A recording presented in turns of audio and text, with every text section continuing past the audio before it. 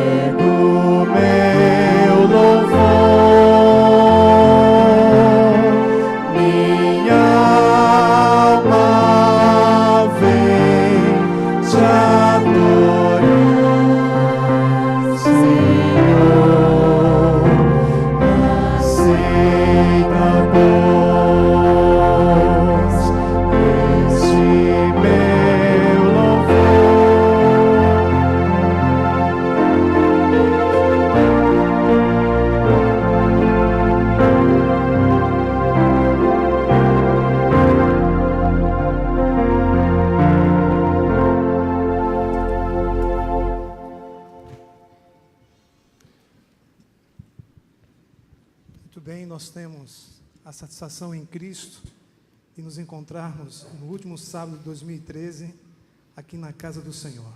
Amém? Amém. Estamos sinceramente desejosos de ouvir a voz de Deus, de expressar nossa gratidão, desfrutar da sua presença. E para a gente hoje foi de fato um sábado especial com a participação do pastor Mark Wallace ao passar a lição geral. E agora temos o nosso querido pastor Rickson Nobre, juntamente com a Cláudia Nobre. Obrigado pelas músicas. E nós passaremos para ele a palavra, que é de compartilhar conosco. Mas antes, eu quero convidar a igreja para que fique em pé, a fim de fazermos uma oração. Pegue a sua Bíblia, coloque sobre o seu coração. Nós amamos este livro em Cristo.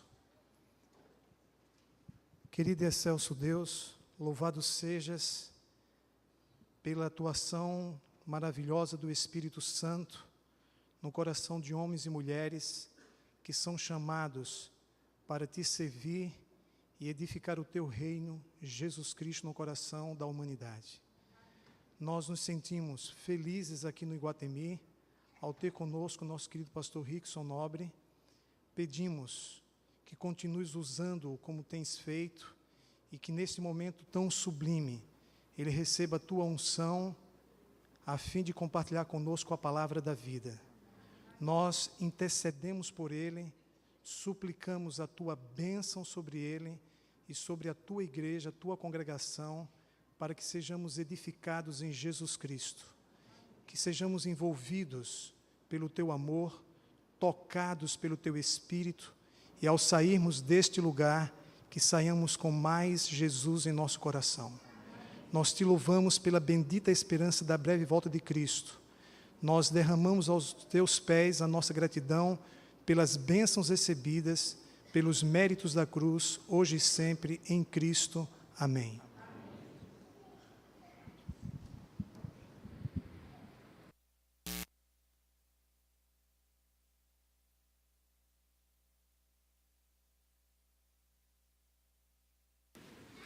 Som, ok.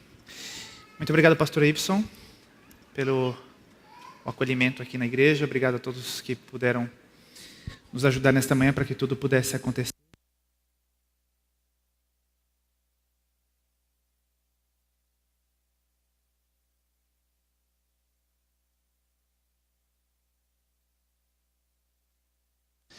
Talvez a bateria esteja fraca, não sei. Bom, irmãos, eu saí de casa alguns dias atrás para passar férias aqui no Brasil. E ao sair de casa, eu tinha que sair me equilibrando para não escorregar em cima da neve. Estava -10 e não estava muito frio, que às vezes faz -25. E eu pensei, eu tenho minha família em Cuiabá. Eu preparei todos os meus filhos, minha esposa, prepara. Cuiabá é muito quente, Cuiabá é muito quente. Chegamos em Cuiabá, tinha chovido, estava fresquinho. Todos os dias que nós passamos ali, não tivemos muito calor. Salvo o sábado passado, que estava bem quente. Falei, agora nós vamos para o sul, né? E eu cheguei aqui 42, sensação de 42, não é? 42, 43? Então eu estou com 50 graus de diferença entre o que eu estava vivendo e o dia de hoje. eu estou com muita fé para poder usar esse terno aqui hoje para pregar, irmãos. O negócio está derretendo por dentro. Então, se eu ver que o negócio está complicando, eu tiro o terno, né? O pastor Ibson já me autorizou, falou que vocês são gente fina, só vão me denunciar quando eu for embora, então não tem problema. Irmãos, eu tenho o grande privilégio de estar com vocês nesta manhã e quero dizer o seguinte, eu sou muito simples nas minhas mensagens. Hoje, na Europa, as pessoas elas estão colocando em questão todas as entidades religiosas. Nós temos uma mentalidade hoje na Europa, e hoje à tarde nós vamos explicar para vocês isso, vamos contar várias histórias de conversão, de como funciona a igreja lá, como é o nosso trabalho. Se você gosta de conhecer e saber mais dos campos missionários e saber o que está acontecendo, hoje à noite às 7h30 a gente vai estar aqui para falar para vocês, ok? Eu gostaria de dizer que as pessoas lá não acreditam mais nas igrejas. Você convida alguém para ir na igreja, ninguém quer ir mais na igreja. Mas as pessoas são espirituais. As pessoas não respeitam mais a autoridade do político, do policial, do pastor. Lá nem sequer me chamam de pastor, me chamam de Rickson pelo meu nome. Ei, Rickson, tudo bem? É diferente. Então a gente tem que aprender, às vezes, a falar as coisas sem muita pompa, falar de coisas simples, como se nós estivéssemos falando aos amigos. E é por isso que nessa manhã, eu quero dizer para vocês que eu vou ser muito simples. Estou autorizado a ser simples esta manhã? O pastor Ibson me disse que vocês são às vezes um pouco tímidos, mas ele me disse, está autorizado hoje a igreja responder, falar amém, sorrir, chorar, vocês estão autorizados, não se sintam envergonhados. Se eu fizer uma pergunta, pode responder, tá bom? Então, nessa manhã, eu tenho apenas 3 coisas para dizer para vocês. É muito simples, eu quero que, ao sair desta igreja, nesta manhã, você saia com isso claro na tua mente. 3 coisas. A primeira delas, nós encontramos aqui na Palavra de Deus, você já conhece muito, mas vamos reler. Abra sua Bíblia em Hebreus 11. Hebreus 11 nos diz, muito simplesmente, algo que é fundamental na nossa experiência cristã. No versículo 1, eu tenho certeza que a maioria de vocês poderia dizer isso de cor. O que é fé? É a certeza de coisas que se esperam, a convicção de fatos que não se veem. Eu leio na minha versão. E lá no versículo 6, está escrito um versículo, temos aqui uma mensagem muito profunda. De fato, sem fé é o quê? Sem fé é impossível agradar a Deus. A primeira coisa que eu tenho para dizer nesta manhã para você é o seguinte: como cristãos adventistas, sem fé é impossível você viver uma grande experiência com Cristo. Sem fé é impossível viver uma grande experiência. Deus tem um plano maravilhoso para a tua vida. Deus tem projetos fantásticos para você. Salmo 139 nos diz ali que Deus nos conhecia desde o ventre da nossa mãe. E já sabia todos os dias que estavam diante de nós. Porém, Deus não vai interferir nas tuas escolhas. Se há uma coisa que faz com que Deus seja esse Deus tão especial, é que Ele sempre vai te deixar o poder de decidir. Qual é a primeira coisa que eu queria dizer para você nesta manhã? Sem fé é impossível agradar a Deus. Fé, ok? Já foi 1/3 do meu sermão, hoje vai ser rápido, viu? Segunda coisa, vamos abrir aqui a Bíblia, Apocalipse, capítulo 2.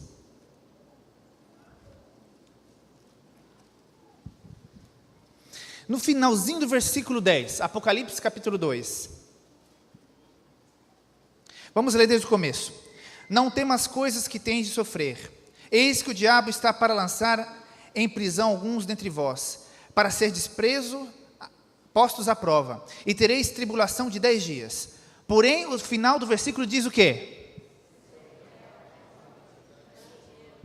Pastor Ibson, a igreja está respondendo, muito bem. Sê fiel e dar-te-ei a coroa da vida. A segunda coisa que eu quero dizer para vocês é o seguinte: nós não podemos viver grandes experiências com Deus se não há fidelidade. Qual é a primeira coisa, irmã? Qual é o teu nome? O teu nome? Paula. A Paula está prestando atenção. Tem uns ali no fundo que estão dormindo, mas a Paula está prestando atenção. Qual foi a primeira coisa, Paula? Fé. Vamos aqui, irmão, sorridente ali. Eu gostei da tua gravata, irmão. Qual é o teu nome? É? Márcio. Temos a Paula e o Márcio. Márcio, qual foi a segunda coisa? Fidelidade, ok? A Paula e o Márcio estão acompanhando o sermão. E você que está dormindo é o próximo que eu vou perguntar, então acorda, ok? Fé, fidelidade. Já foram 2/3 do sermão. Hoje vai ser rápido. Terceira coisa e última. Abra sua Bíblia agora em Gênesis capítulo 12. Gênesis capítulo 12. Nós temos uma das histórias mais lindas de fé, de fidelidade que encontramos na palavra de Deus. O chamado de Abraão a viver uma grande aventura de Deus. Uma grande aventura que mudaria completamente o curso da sua vida e também da história. Quando Deus chama Abraão ali, no versículo 1, ora, disse o Senhor a Abraão, sai da tua terra, da tua parentela e da casa do teu pai, e vai para a terra que te mostrarei. De ti farei uma grande nação, e te abençoarei, e te engrandecerei o nome. Sê tu uma bênção. Este é um projeto magnífico que Deus tinha para Abraão, mas Ele também tem um projeto para você. E Abraão, ele tinha fé. Abraão foi fiel. Abraão recebeu esse chamado, ele ficou super feliz, ele foi para casa, ligou a sua televisão plasma, sentou na poltrona e ficou com o seu comando vendo futebol. Aqui quando tem Grenal, não é? Grêmio e Inter, o pessoal deve ficar ligado, né? Abraão, vamos dizer que ele morasse aqui, né? Ele chegou em casa, pegou o seu controle remoto e foi assistir o Grenal. Ou então foi assistir uma novelinha, um filme, depois foi passear na beira da praia. Foi assim que Abraão fez? Abraão, no versículo 4, o que está escrito? Portanto, partiu, pois Abraão, como lhe ordenara o Senhor. O que está escrito aqui? Partiu. Deus fez um plano, um projeto fantástico para Abraão. Depois que ele recebeu, ele não sentou para ficar com seu ecrã plasma lá. O que Abraão fez? Ele levantou, ele agiu. Ação. Irmã Paula, por favor, me ajude. Qual é a primeira coisa? Fé. Márcio. Irmão, você que está aí do lado da câmera. Você mesmo. Ação. Fé, fidelidade e ação. Vou dar só uma dica para você. Se você olhar o boletim da igreja, está escrito lá, tá? Então, se eu perguntar para você, você pode colar. Acabou o sermão. O que eu falei esta manhã? Fé, fidelidade e ação. Nós todos queremos viver grandes aventuras com Deus. Nós queremos que Deus se revele, que seja algo extraordinário. Mas para isso é necessário ter fé de que o Senhor será comigo, mesmo se eu não vejo o futuro, mesmo se eu não tenho certezas. Nós temos uma grande dificuldade hoje na Europa de pregar o Evangelho, porque as pessoas têm tudo. Bom salário, bom emprego, estabilidade, um bom seguro, um sistema médico impecável, escolas públicas que são as melhores escolas públicas do mundo. Tem seguro para tudo. Outro dia me ligaram dizendo, você tem algum animal de estimação? Eu falei, eu tenho um coelho. Não se preocupe mais com o teu coelho, nós temos um seguro para ele. Por 8 euros por mês, o seu coelho poderá ser operado, levado em urgência, receberá todo o tratamento de primeira linha, e o seu coelho não sofrerá. Como é que eu vou pregar a Deus a pessoas que têm um seguro para o coelho em casa? É preciso ter fé, mesmo quando a gente não vê. E é preciso também ter fidelidade. Sabe, às vezes nós fazemos orações mecânicas, mas você quer fazer uma oração a Deus onde Ele vai ficar feliz com a tua oração? Quando chegar no céu, todo mundo vai sorrir, vai dizer, essa é a oração? É quando nós fazemos uma oração onde nós colocamos Deus contra a parede. Senhor, eu sou fiel, eu sou teu filho, eu estou aqui. Eu estou com este problema, mas agora eu não consigo mais. Agora é contigo. O Senhor é meu Pai. O Senhor Deus se agrada desta oração, onde você, entre aspas, coloca Ele contra a parede. E Ele tem prazer de trabalhar com você, prazer de te ajudar a crescer. Mas muitas vezes é necessário a gente ouvir essas mensagens, a gente sentir o toque, mas muitos param no momento de agir, de se levantar. As histórias maravilhosas que nós encontramos na Bíblia são de pessoas que sofreram, que batalharam muito, mas em um dado momento, elas se levantaram sem ter certeza, apenas com confiança e fidelidade em Deus. E aí grandes coisas aconteceram. Irmãos, o sermão acabou. Esse deve ter sido o sermão mais curto dessa igreja, não é? Por que ninguém acredita em mim, né?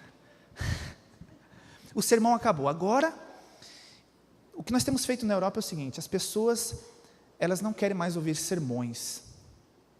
O sermão dá aquela ideia de eu sei e você não sabe, eu falo e você faz. As pessoas hoje querem ter relacionamentos, querem ter amizades, querem se sentir próximas. Então, agora, meus amigos, eu posso testemunhar para vocês? Vocês me autorizam? Pastor, está autorizado? Pastor, não, desculpa, eu não devia ter perguntado, pastor está de férias. Quem é o ancião do dia? Cadê o ancião do dia? Aí, irmão, está autorizado? O pastor está de férias hoje, não incomode o pastor, né? Irmãos, eu quero, nesse momento, começar a testemunhar para vocês. Amigos, existe uma história na Bíblia que eu tenho certeza que ela pode ajudar a todos nós nos diversos problemas que nós enfrentamos pela vida fora. Eu quero que você abra agora a tua Bíblia em 2 Crônicas. Eu não vou entrar na história, falar muitos detalhes, termos teológicos. Você que é membro dessa igreja e conhece bem a Bíblia, você já sabe muito bem essa história. Você que não é membro, que está nos visitando, que não conhece muito essas histórias, eu queria dizer para você o seguinte: eu vou contar ela para você resumidamente, e você em casa depois vai ler 2 Crônicas 16, 17, 19 e 20. Aí você vai entender em detalhes a história.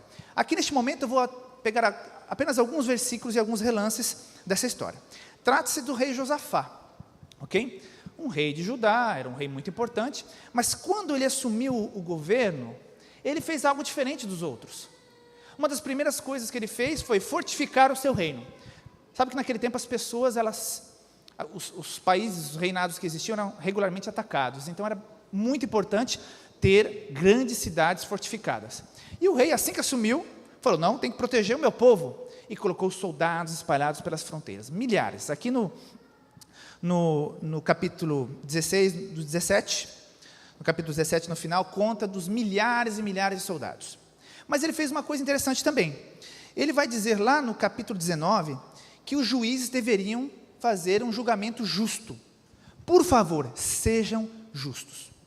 É terrível você não ter uma justiça justa. Eu tenho acompanhado à distância esse famoso processo, né? Julgamento do mensalão. Isso é notícia mundial, hein? Novidade. Finalmente algumas pessoas sejam condenadas e ao mesmo tempo algumas pessoas ficam impunes. É terrível quando o julgamento não é justo. E ele vai dizer: por favor, juízes, sejam justos. Mas ele vai fazer uma coisa interessante também. Se eu voltar lá no capítulo 16, a partir do versículo 7 até o 9, ele vai enviar pastores por todo o país, porque as pessoas estavam longe de Deus e conheciam pouco a Bíblia. E ele vai enviar pastores e vai dizer: por favor, ensine o povo a conhecer a Bíblia. Por quê?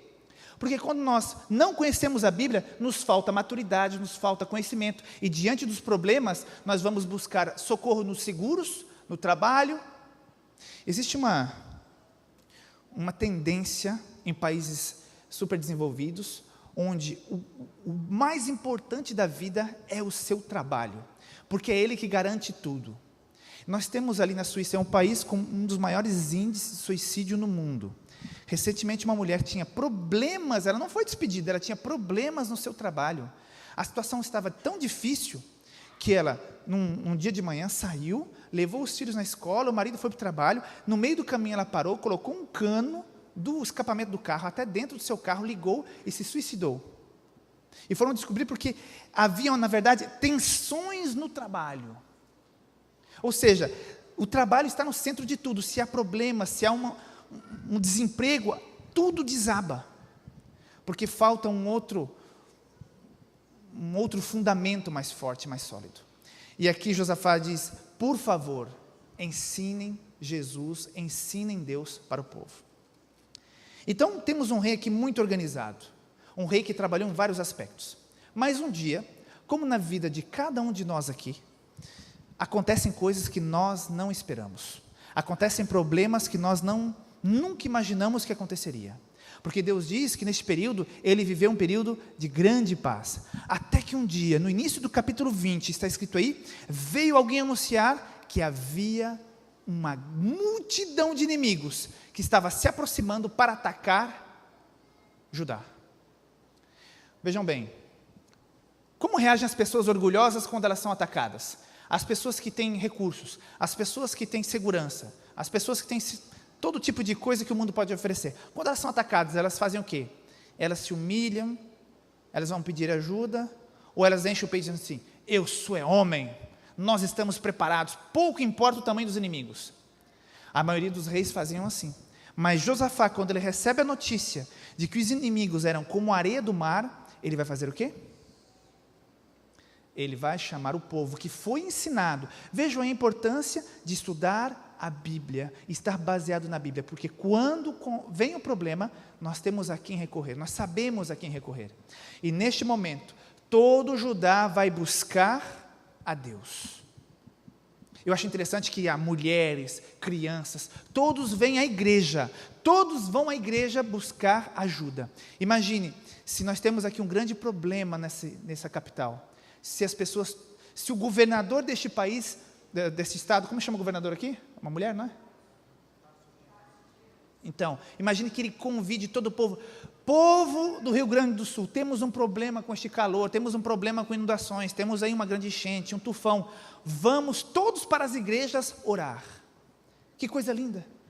Todos aqueles que têm fé nesse grande estado, vão para a igreja agora, tal dia, não tem trabalho, folga para todo mundo, vamos orar, vamos rezar, todo mundo que tem fé, vamos para as suas igrejas.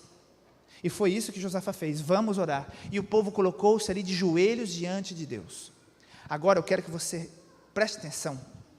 Eu falei agora há pouco para você que, como é bonito essa oração, a oração da fidelidade, a oração da fé, quando você coloca Deus contra a parede. Olha só esta oração, essa história é linda.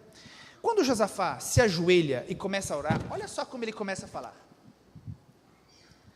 Capítulo 20, a partir do versículo 5. Pôs-se Josafá em pé na congregação de Judá e de Jerusalém, na casa do Senhor diante do pátio novo, e disse, agora preste atenção na sua oração. Ah, Senhor, olha só como ele fala próximo de Deus, né? Ah, Senhor, Deus de nossos pais, porventura não és tu Deus nos céus? Não és tu que dominas sobre todos os reinos dos povos?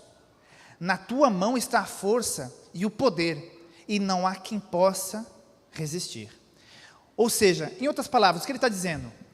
O Senhor é o rei, o Senhor pode tudo, o Senhor tem domínio de tudo. Não é você o rei de Israel? Não é você o rei de Judá? Não é o Senhor o rei de todos os povos? Temos um problema, mas quem é o responsável? É o Senhor. E ele vai agora continuar no versículo 11.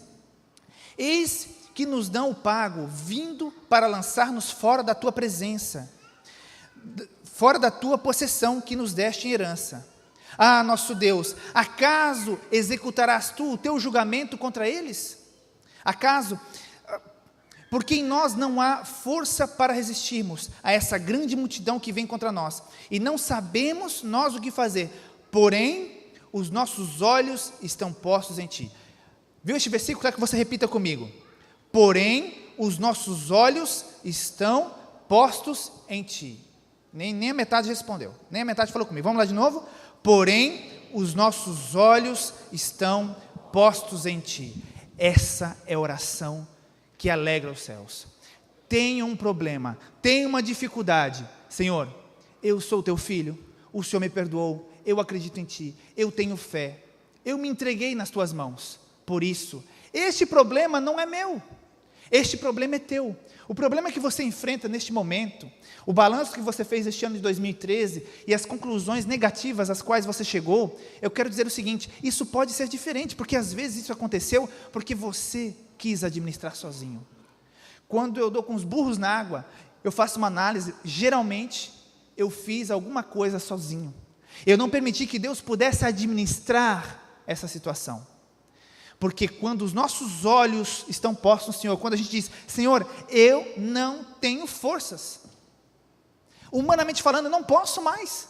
Isso agora é teu, este problema é teu, não é mais meu. E quando nós fazemos essa oração de desafio, olha só que resposta linda, a resposta de Deus.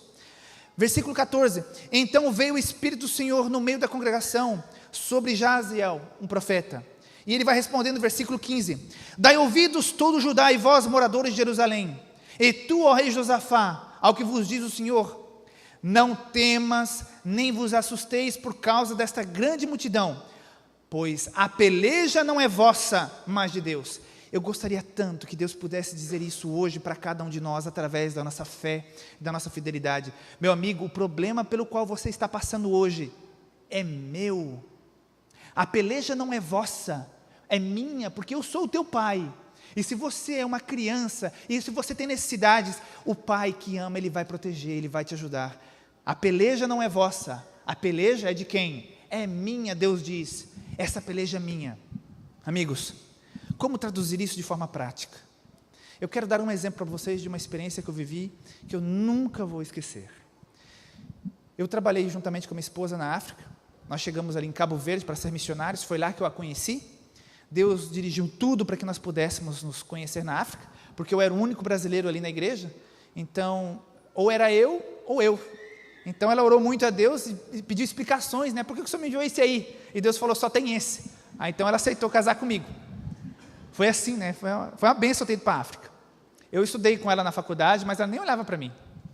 Eu fazia parte de um grupo assim, que não se misturava com o dela. Mas depois lá, Deus mostrou para ela, é esse aí. Ela brigou com Deus, mas acabou casando. E hoje tem o Stephen e a Roxane, que estão aí, a prova da união que Deus fez. De lá nós fomos para a Europa, porque nós tínhamos a grande convicção que Deus nos estava chamando para aprender a língua francesa, para depois retornarmos à África, trabalhar em algum país de língua francesa. E nós tínhamos um plano muito bom, magnífico, um plano perfeito. Nós dissemos, nós vamos 6 meses para a Europa, vamos para Genebra, na Suíça, e lá em 6 meses nós vamos aprender a língua francesa e vamos ganhar muito dinheiro. A Suíça é um país rico, a gente vai ganhar muito dinheiro. Meus amigos, até hoje eu estou esperando esse dinheiro. Até hoje eu não encontrei. Fomos para a Suíça com esses planos, e quando nós chegamos lá, fomos a casas de conhecidos nossos, que eram, na verdade, nós não os conhecíamos, mas eram conhecidos de amigos que nós tínhamos na África. Fomos para lá. Meus amigos, eu nunca passei um período tão complicado na minha vida, eu nunca vou esquecer. Imagine, preste atenção na situação. Chegamos lá, a Cláudia já falava inglês, foi trabalhar para uma família, cuidando de crianças lá, e eu, sem trabalho, fui trocar o dinheiro africano que me haviam dado. Eu tinha recebido o salário do mês e nos deram de presente mais um saláriozinho, né? Aí quando nós trocamos no banco, né, escudos cabo-verdianos para francos suíços, aquilo desapareceu, sumiu. Quando eu peguei o que a mulher me deu do câmbio, eu falei, meu amigo, o negócio vai ser complicado. E o tempo foi passando. Eu estava em casa de pessoas que eu não conhecia, casa de conhecidos apenas, não falava a língua, não tinha trabalho e tinha um pouquinho de dinheiro. E o tempo foi passando. E a coisa, em vez de melhorar, foi piorando. Passado o tempo, eu ainda não tinha trabalho, eu ainda não falava a língua, eu ainda estava em casa de conhecidos, mas agora teve um outro problema. Eu não tinha mais dinheiro. Eu passei 3 meses terríveis. A única coisa que eu tinha segura era a certeza de que Deus nos tinha enviado para aquele país. A única coisa. E às vezes eu orava a Deus e falava, Senhor, eu estava como evangelista lá na África, trabalhando em várias ilhas, vivi grandes experiências com Deus lá, agora o Senhor me manda para esse lugar aqui, não sei falar, não sei nem me comunicar, como é que eu vou encontrar trabalho, não sei nem pedir trabalho, e se eu encontrar, como é que eu vou trabalhar, não sei falar, o que eu estou fazendo aqui? Isso é coisa de louco, sem dinheiro, sem trabalho, sem falar a língua. Aí, minha esposa tinha conseguido um trabalhozinho, eu falei, tive uma ideia fantástica, vou colocar um anúncio no jornal, porque anúncio no jornal, você sabe como é que é, né? Lá, em todo caso na Suíça, as pessoas procuram pessoas através do anúncio do jornal. Aí minha esposa me emprestou 50 francos, me emprestou, hein? Olha só como ela é. Nunca paguei também, só de raiva. Ela me emprestou 50 francos, e com esses 50 francos eu coloquei um anúncio no jornal. Eu estava tão empolgado, pedi para uma amiga lá, escreve em francês um anúncio, eu fui lá no jornal, copiei aquilo lá, coloquei nos quadradinhos, pensei, nossa, agora deve ser um trabalho. Mas eu esqueci um detalhe, que no dia que o jornal apareceria com o anúncio, não haveria ninguém em casa. Todo mundo saía cedo para trabalhar e só tinha eu em casa. Ou seja, o povo ia me ligar. O que eu ia falar? Eu não sabia falar francês. Eu falei, agora danou. O 50 que eu peguei emprestado, coloquei o anúncio, estou duro de novo, e eu não vou saber responder o telefone. Então, eu tive uma brilhante ideia, pedi para alguém me ensinar algumas frases em francês, que eu decorei, assim. E no final dessa frase, eu dava o número de telefone de uma outra amiga que sabia falar francês, para ela, então, responder o anúncio. Bem simples, né? E eu fiquei treinando em casa para aquele anúncio. Eu fiquei muito emocionado, porque eu sabia que Deus ia agir. Então, naquela segunda-feira, eu nunca esqueço, foi em 1998, no mês de setembro, final de julho, início de setembro. Naquela segunda-feira, eu estava ali esperando a resposta de Deus, porque Deus me havia enviado para aquele país. Eu tinha fé, eu havia sido fiel, e eu agi. Deus mandou eu ir embora, para lá eu fui. E naquela segunda-feira, eu estava ali orando e esperando aquele telefone tocar. Paulo, o que aconteceu? Paulo, diz para mim, o que aconteceu quando a gente tem fé? O telefone tocou. Quando eu atendi, eu estava tão emocionado, eu falei, oui, sim em francês, acho que todos vocês sabem, né? E a pessoa me respondia, oui, e eu falava, oui, e ela falava, oui de novo. Quando a gente falou isso 10 vezes, eu senti que a conversa não estava fluindo, né? Aí eu falei, eu senti um sotaque naquele oui, eu falei, quem está falando? Aí uma moça dizia, eu estou procurando trabalho. Eu falei, ô minha senhora, você está na página errada, é na outra ali, ó. Essa página que você está olhando é de quem está procurando também. Ah, desculpa. Aí falei um portunhol lá, eu não sei qual era a nacionalidade da pessoa, mas a gente se entendeu com portunhol. E aí, irmãos, fiquei esperando. Márcio, o que aconteceu depois?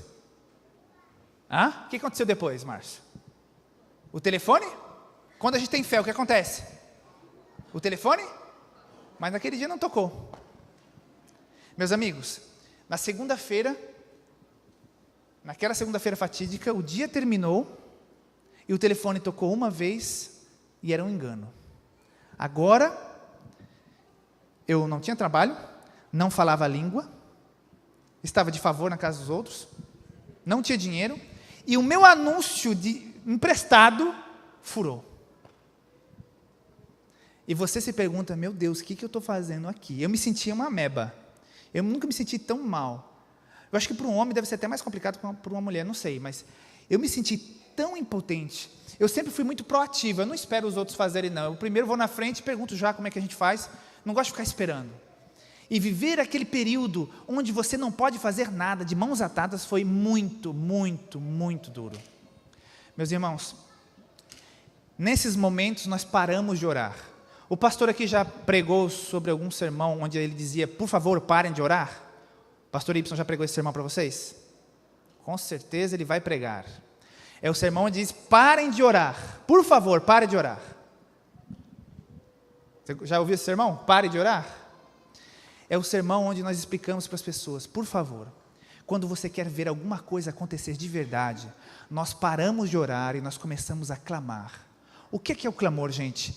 É a oração onde você grita, onde você rasga o coração, onde você diz, Senhor, onde você coloca Deus contra a parede, Senhor, eu sou teu filho, você me abençoou, você me dirigiu para cá, você que conduziu tudo isso, agora eu estou aqui nessa bananada toda, eu sou teu filho, não me deixa assim, eu te clamo agora, faz alguma coisa, eu preciso da tua intervenção. Nós paramos de orar e nós começamos a clamar, porque já não dá mais para orar. Nós precisamos de uma verdadeira e forte experiência com Deus neste momento. Na terça-feira de manhã, meus amigos, quando eu estava sozinho naquela casa, quando as pessoas todas saíram, eu me sentia eu estava com uma baixa autoestima, uma autoestima lá embaixo. Em francês se diz, quando a gente está mal, que a autoestima está dentro das meias. A minha autoestima estava dentro das meias. E naquela manhã, eu decidi parar de orar e comecei a clamar ao Senhor. Eu me ajoelhei naquela sala e falei, Senhor, olha aqui o seguinte, estou chateado, estou decepcionado, estou aqui, nessa fria, o Senhor me trouxe para cá, olha só os inimigos aí, olha a dificuldade, estou me sentindo nada, a coisa está feia, está preta, por favor, Senhor, é hora de agir, é agora. Meus amigos, quando nós clamamos e rasgamos nosso coração diante de Deus, o Senhor tem prazer nessa oração, porque Ele vê fé fidelidade, e Ele vê que você está disposto a agir. Amigos, eu vou falar para vocês, não é demagogia não, mas quando eu falei amém naquela oração, quando eu disse amém, aquele infeliz daquele telefone tocou.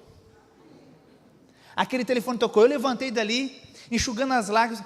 Desculpa aí, homem não chora, né? Mas naquele dia eu chorei. Desculpa aí os meus amigos homens, mas eu chorei. Quando eu levantei ali, eu levantei emocionado, falei, essa é a resposta do Senhor ao meu clamor.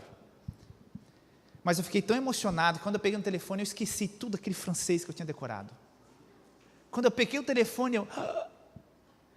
oui, falei, alô, oui, sim. Aí a pessoa falou, eu entendi, né, mais ou menos, trabalho. E eu falei, vou transliterar para você. Eu falei assim, Min procura trabalho. Min não fala francês. Min tem amiga. Min dá número. Número é, assim, com um negócio muito esquisito. Quando aquela mulher desligou o telefone, eu falei, Senhor, misericórdia. Ela nunca vai ligar. Quem que vai ligar para um doido assim que não sabe nem falar francês? Passado alguns minutos, a minha amiga me liga, Rickson, tem uma novidade para você.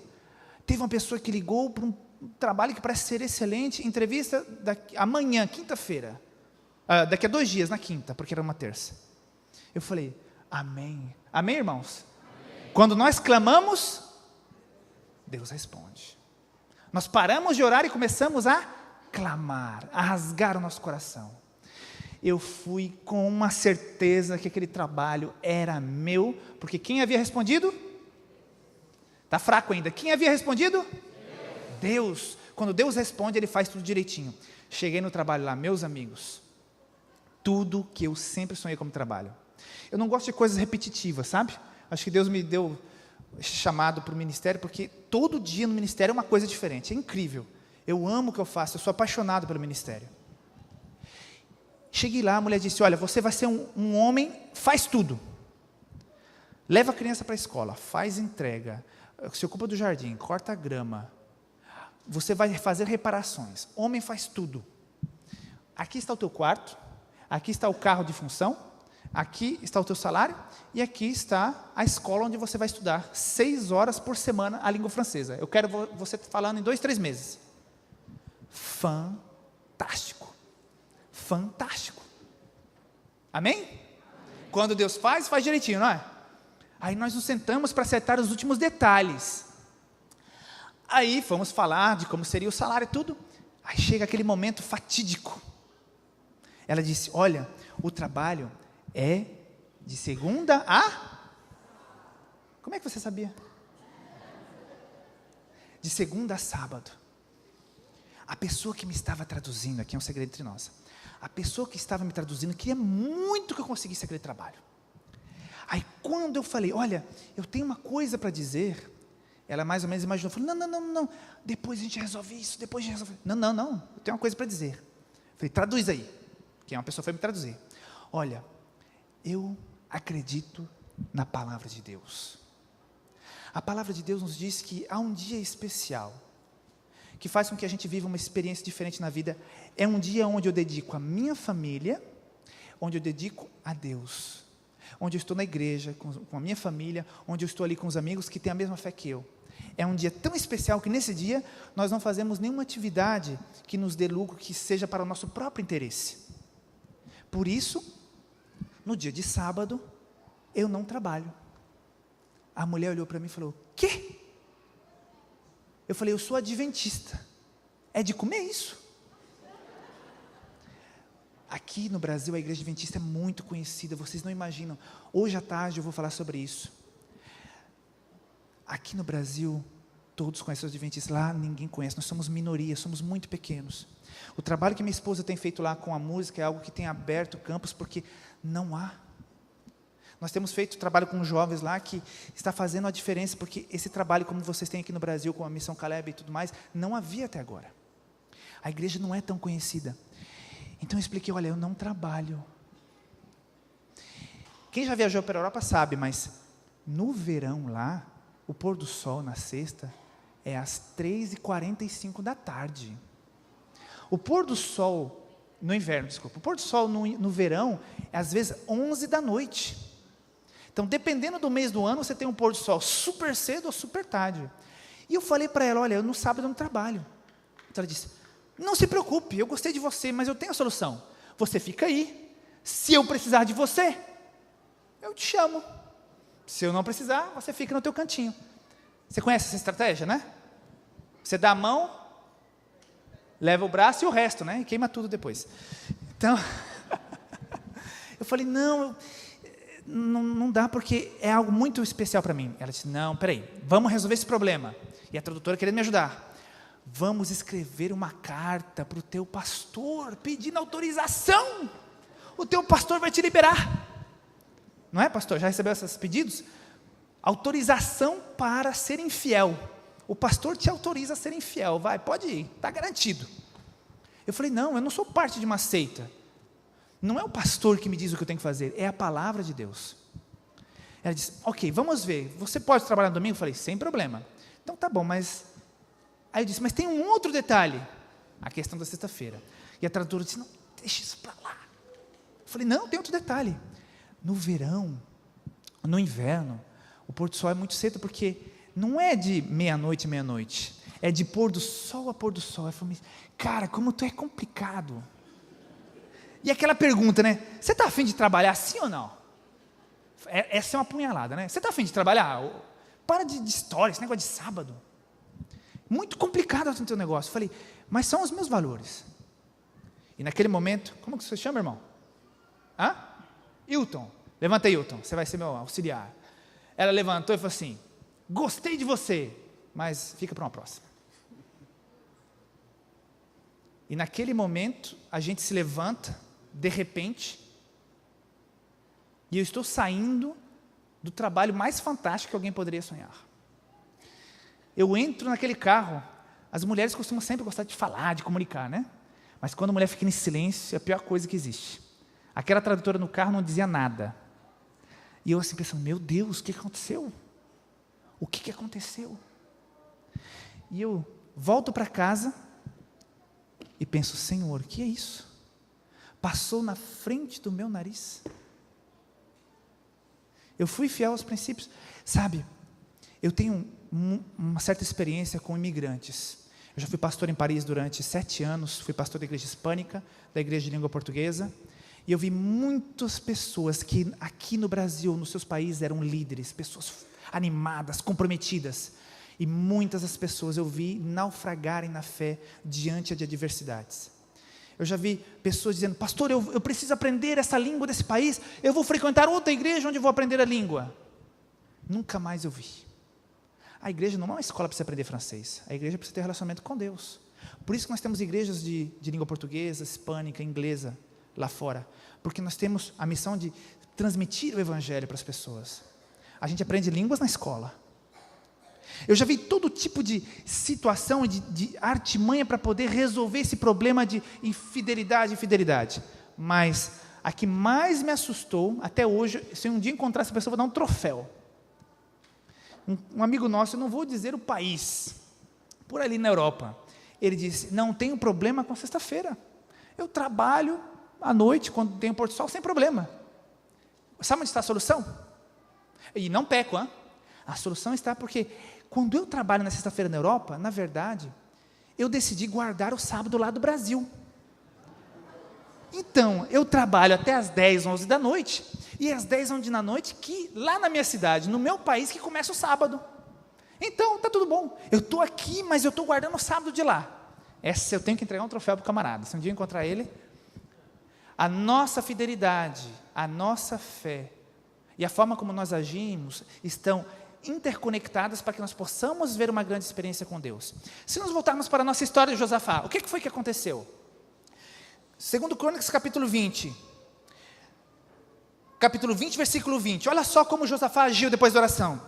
Pela manhã cedo se levantaram e saíram ao deserto de Tecoa. Ao saírem eles, pôs-se Josafá em pé e disse, ouvi-me, ó Judá, e vós, moradores de Jerusalém, crede no Senhor vosso Deus, e estareis o quê?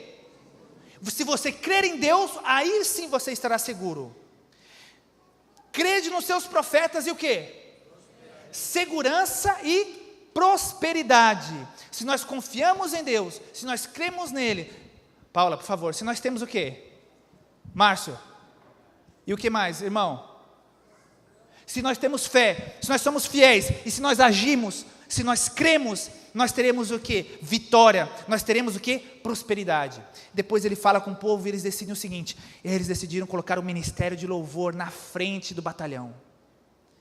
As irmãs, os irmãos, as crianças que cantam, vocês vão na frente dos soldados. Nós vamos começar a louvar a Deus antes de ver a solução do problema. Porque quando nós louvamos a Deus, antes de ver a solução, nós dissemos, em outras palavras, o Senhor é o dono dessa situação.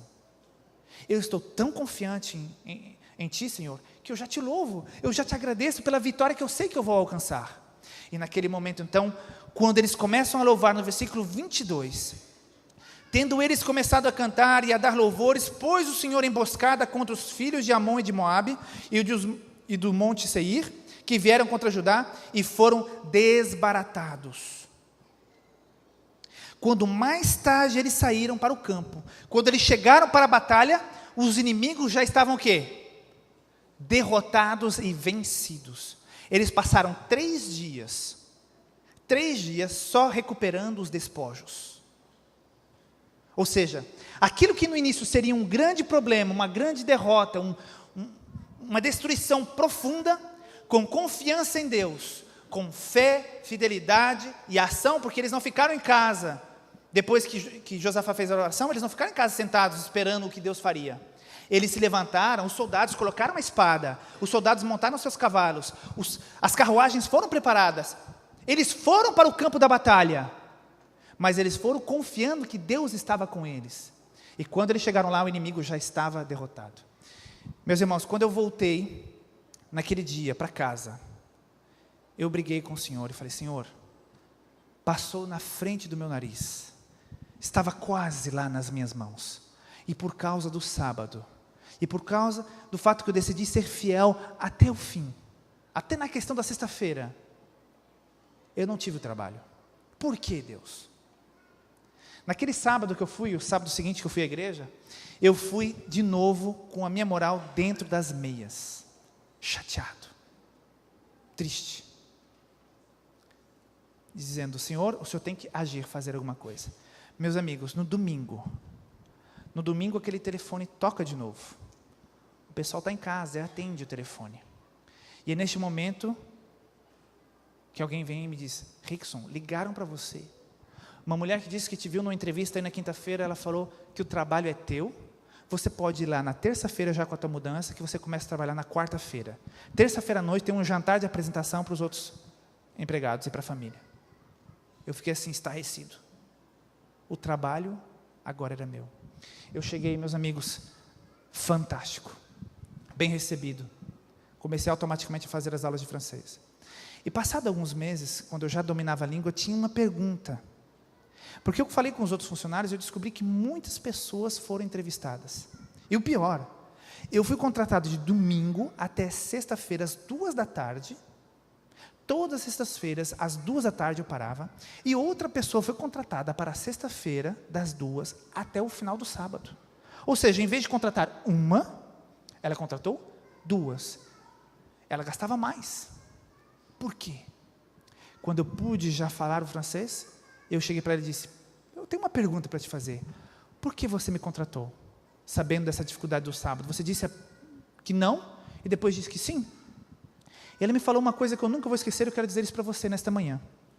Ela disse o seguinte: sabe, depois que você saiu daqui, depois que eu vi todos os outros, eu tenho muitos bens nessa casa, tenho os meus filhos, e eu não quero me incomodar com os funcionários. Eu quero trabalhar bem. Você foi o único que, ao vir aqui, demonstrou ter princípios e valores. E você foi fiel aos teus valores a ponto de perder o trabalho. E depois, conversando com meu marido, a gente sentiu que nós precisávamos mais de alguém assim, em quem nós poderíamos ter confiança, do que uma outra pessoa que pudesse trabalhar todos os dias. Por isso o trabalho é teu. Meus amigos, aquilo que deveria ter sido um impedimento, nas mãos de Deus, se tornou uma bênção. Eu não sei o que você passa hoje na tua vida, e às vezes você é tentado a não ser fiel. Às vezes você tem até fé, mas na hora da fidelidade falta alguma coisa.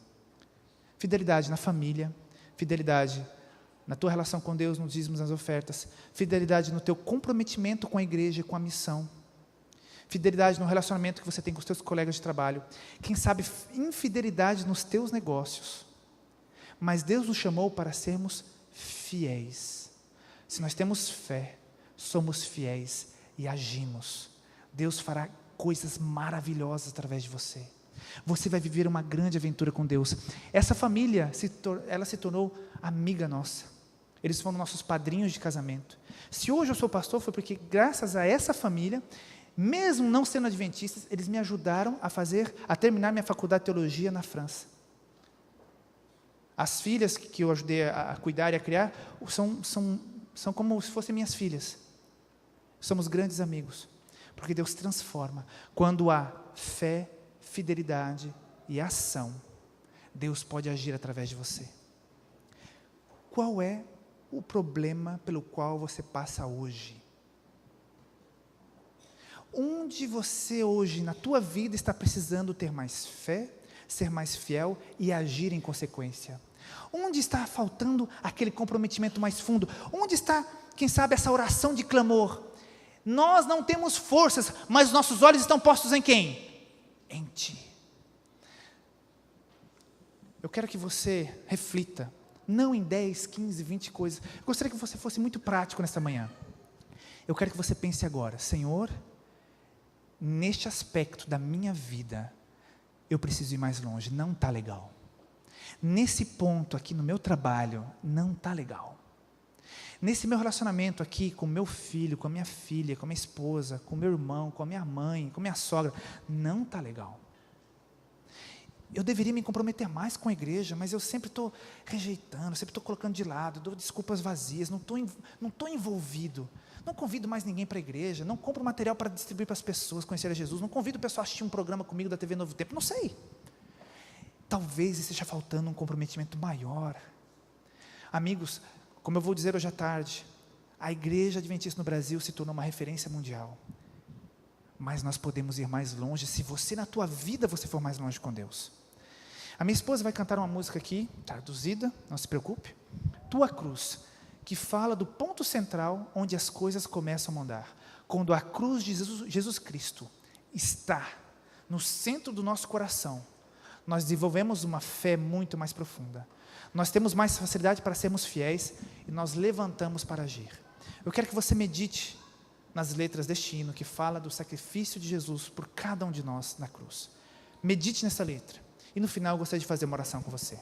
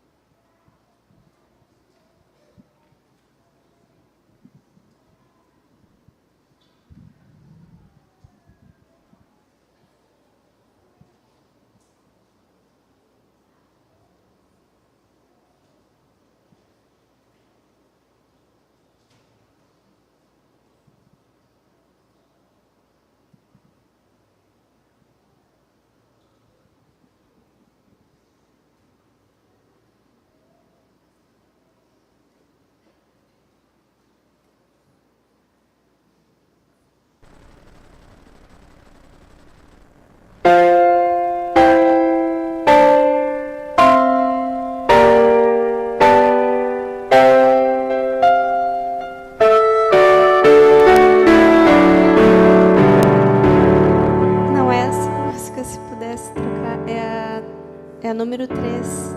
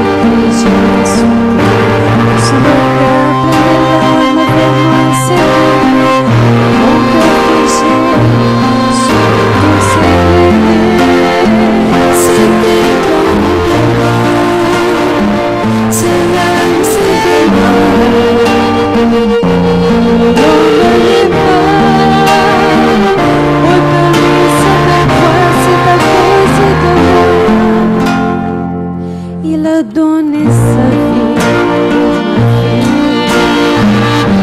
C'est que je peux pas saluer. Je fais sa victoire. C'est sa gloire. Je te promets que ton amour, ton cœur blessé, désormais sera plus en vie. Je le suivrai. C'était donc pour moi, cela c'était moi. L'homme n'est pas autant lui cette croix, c'est à cause de moi. C'était donc pour moi, ces larmes c'était moi. L'homme n'est pas autant lui cette croix, c'est à cause de moi. Oh, combien j'aime ton nom si doux.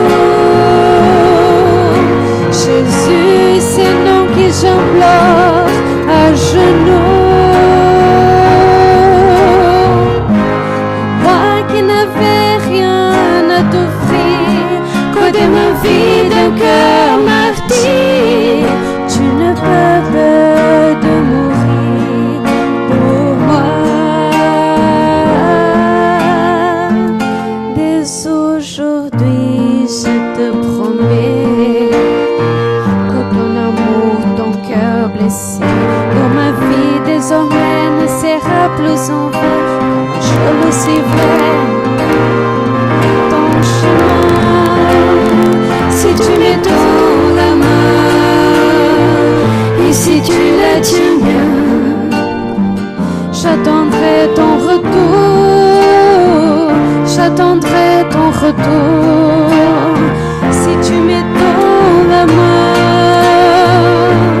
tiens-la bien, j'attendrai ton retour, j'attendrai ton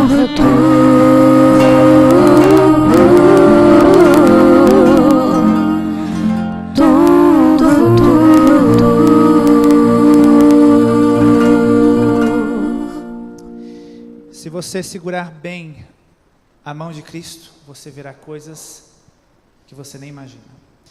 Nessa manhã, eu falei sobre fé, fidelidade e ação. E as coisas poderão acontecer.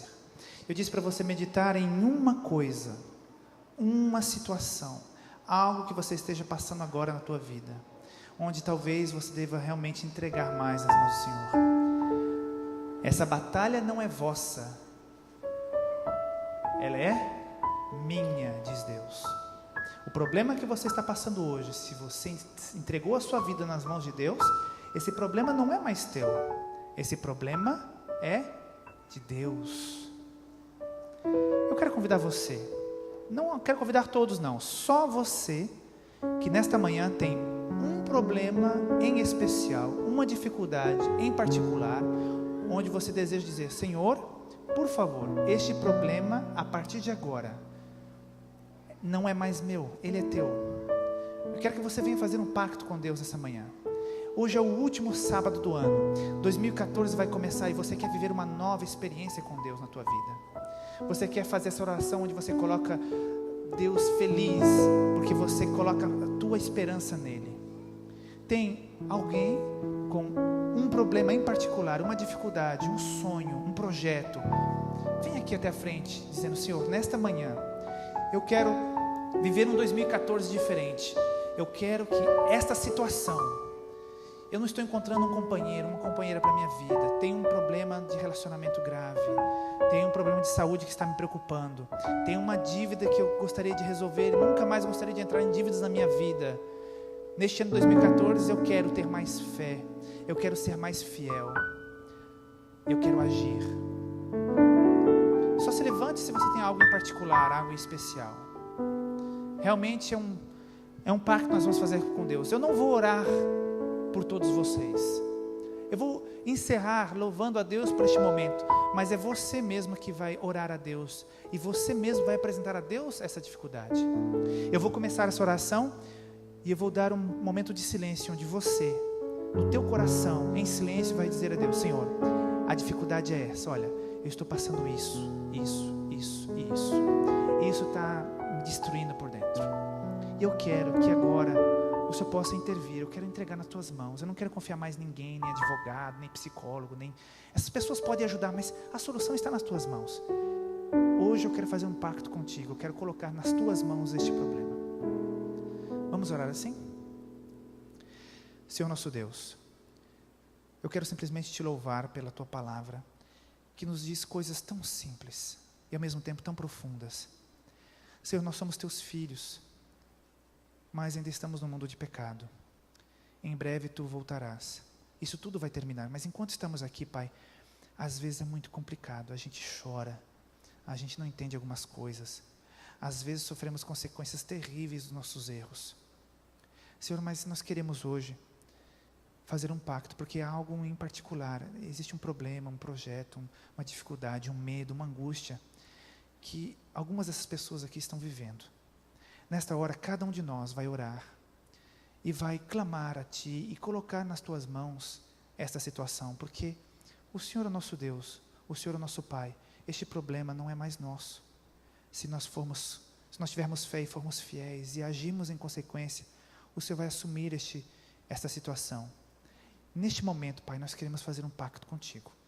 Cada um vai orar agora e pedimos que os teus santos anjos já estejam aqui agora, a partir deste momento, tomando nota deste pacto.